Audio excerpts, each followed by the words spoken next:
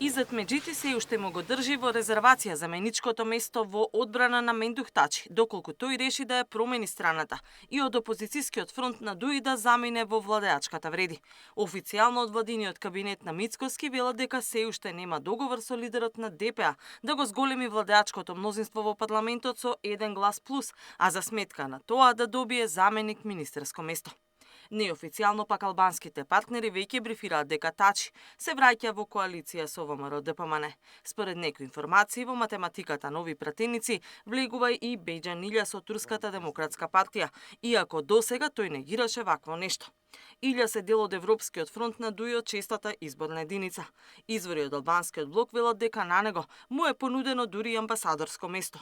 Доколку Илјас го напушти собранието, на негово место треба да влезе пратеник од ДПА на Тачи. Во тој случај Тачи барал поголем дел од колачот. Од друга страна, Скендер Реджепи од Движењето Народ, кој често се споменува во комбинации за промена на политичката страна, а сега е дел од коалицијата на Дуи, вели дека останува во фронтот. Реджепи ќе се обиде да ги подобри своите позиции преку градоначалничко место во Студеничани.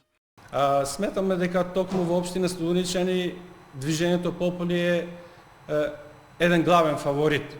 Меѓутоа, и тоа е наше барање во текот на преговорите, меѓутоа нема да бидеме пречка за заеднички договор, ќе бидеме толерантни согласно по битните работи кои што се во државата. Значи станувате во Европски фонд, имате понуда, Да.